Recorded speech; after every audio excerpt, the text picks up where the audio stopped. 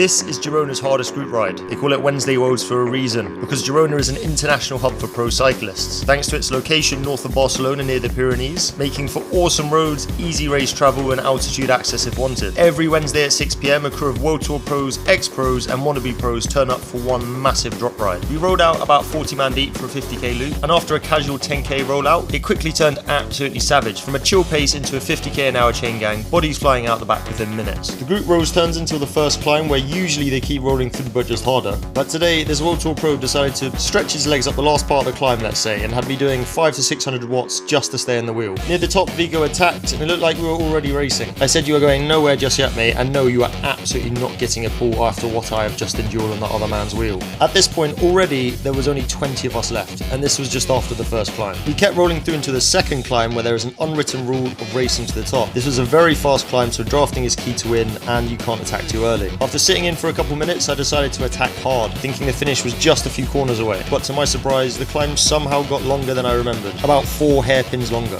After absolutely emptying myself, these two pros then left me in the dust for the actual finish line. Rinsed. Now, what I love about this ride is after everyone kicks the absolute crap out of each other on the first 2 climbs, they regroup at the top of the second climb for some much needed H2O, and gives everyone a second chance to catch back on, catch their breath and rejoin the ride. We rode down the other side super chill before turning left onto a stupid fast main road descent. Nothing better than 40 dudes absolutely hacking through a main road in the countryside at 70k an hour. The group rode through for about 20 more minutes before hitting the final climb. Now this is where it all kicks off, because after this there is no more waiting, full gas to the finish. Caught out of position again, I had to move up quickly as this group was getting split like a coconut. I'm unsure if that's an actual expression, but we're going to roll with it anyway. Attacks then flew over the top between the 7 of us that remained, and on the descent I held back for a cheeky sneak attack. I told everyone behind me to sit on my wheel, hopefully building some sort of union against the World Tour pros ahead. Just as I went to attack, one of them attacked, allowing me to get the perfect slingshot attack, actually nearly projecting myself into orbit. Unfortunately, the union didn't end up coming with me, just Leo Hayter. Ex-pro and fellow Brit was more than good enough for me.